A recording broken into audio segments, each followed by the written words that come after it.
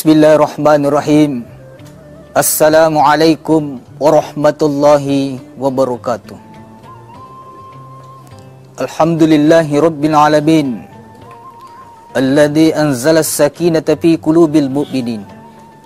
Wassalatu wassalamu ala asyrafil anbiya'i wal mursalin, sayyidina wa habibina wa syafi'ina wa maulana Muhammadin sallallahu alaihi wasallam. Amma ba'du. Bersyukur kita kepada Allah Subhanahu wa taala dengan mengucapkan alhamdulillahirabbil alamin. Bersalawat kita kepada Nabi Muhammad sallallahu alaihi wasallam. Allahumma salli ala sayidina Muhammad wa ala ali sayidina Muhammad.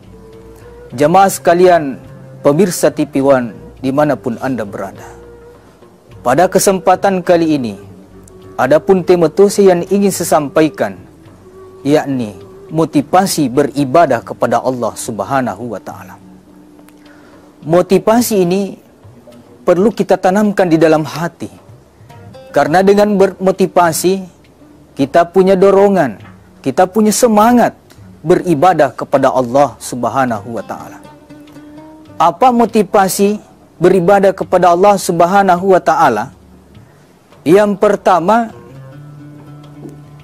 karena ada pahala yang dijanjikan oleh Allah Subhanahu wa taala setiap amal yang kita lakukan.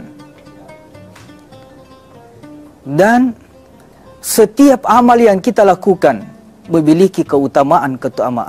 Sehingga inilah yang memotivasi kita untuk beribadah kepada Allah Subhanahu wa taala. Apakah itu ibadah wajib maupun ibadah sunnah? Misalkan ibadah wajib, melaksanakan sholat. Apa yang memotivasi kita untuk melaksanakan ibadah solat 5 waktu ini? Sesuai dengan sabda Rasulullah sallallahu alaihi wasallam, di mana yang telah dituliskan dalam kitab Irsyadul Ibad. Sabda Rasulullah sallallahu alaihi wasallam, "Man hafaza 'ala shalah", barang siapa yang menjaga solat 5 waktunya, akramallahu bihamsihi hisal, Allah akan memberikan 5 kemuliaan. Kemuliaan yang pertama diberikan oleh Allah, orang yang selalu menjaga salat 5 waktunya, yurfa'u anhu diku ais, dia akan diangkat kesempitan hidupnya. Dia akan diberikan kebahagiaan, lapang dalam hidupnya.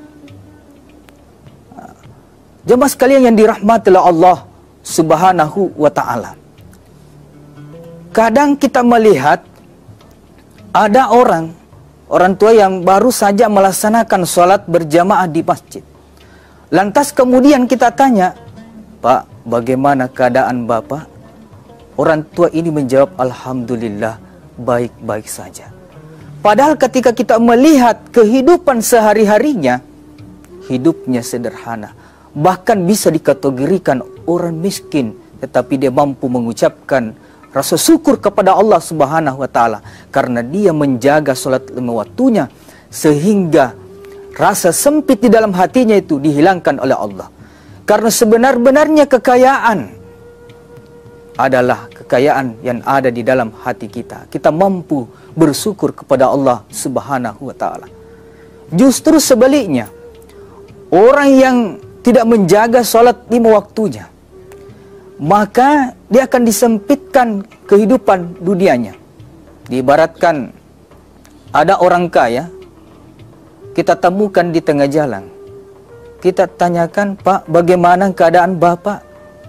Orang kaya menjawab, "Saya ini selalu pusing, selalu stres." Padahal, kenapa Bapak selalu stres? Padahal ketika dilihat kehidupan sehari-hari Bapak ini orang kaya, rumahnya mewah, mobilnya banyak, usahanya bagus. Kenapa kita selalu stres? Apa maksud daripada ini? Memang dia disempitkan hatinya oleh Allah Subhanahu wa taala karena dia tidak menjaga salatnya. Kemudian kemuliaan yang kedua yang diberikan oleh Allah Subhanahu wa taala, orang yang menjaga salat 5 waktunya, wa azabul kabri, dia akan dihindarkan dari siksa kubur. Jamaah sekalian yang dirahmati oleh Allah, ketika nantinya kita meninggal dunia, semua pengantar kita sudah kembali di rumah, maka datanglah dua malaikat Allah, yakni malaikat Munkar dan Nakir.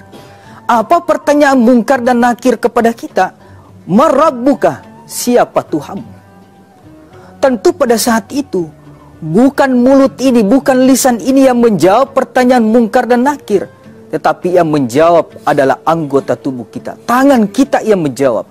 Orang yang baik sholatnya akan menjawab takbir kita, Allahu Akbar.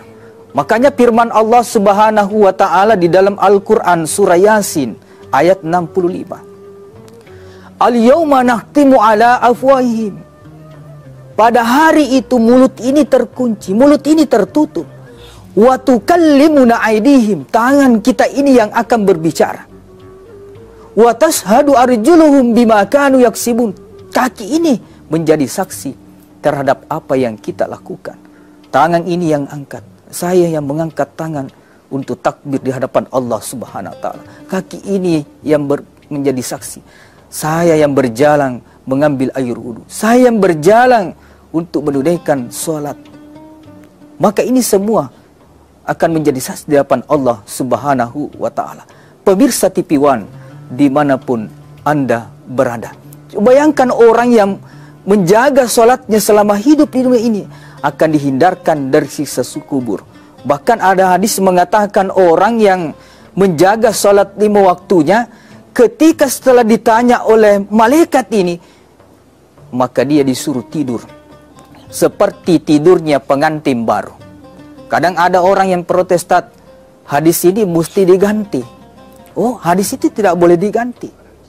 Kenapa kita mengatakan tadi bahwa orang yang menjaga sholatnya akan tidur seperti tidurnya pengantin baru? Ulama kita mengatakan, kenapa dikatakan seperti tidurnya pengantin baru? Karena pengantin baru begitu asyiknya menjadi pengantin baru, maka tentu tidurnya akan nyenyak. Inilah kemuliaan yang kedua didapatkan orang yang menjaga sholat 5 waktunya. Makanya ada satu sahabat Rasulullah yang bernama Utsman. Utsman itu ketika dia berjalan dan menemukan ada kuburan, dia berhenti sejenak, lantas kemudian dia meneteskan air mata. Ketika ditanya oleh sahabat, "Wahai Utsman, kenapa engkau menangis ketika melihat kuburan?" Padahal sering kita bersama-sama Utsman di dalam majelis Rasulullah SAW. Rasulullah menjelaskan begitu pedihnya sisaan di dalam neraka jahanam. Tetapi saya tidak pernah melihat engkau meneteskan air mata. Tetapi kenapa engkau menangis ketika melihat kuburan? Apa jawaban Utsman? Wahai sahabatku, kenapa saya menangis ketika melihat kuburan, wahai sahabatku? Karena saya pernah mendengar Rasulullah SAW, barang siapa orang yang selamat di dalam kubur, maka itu menjadi tanda akan selamat sampai hari kiamat.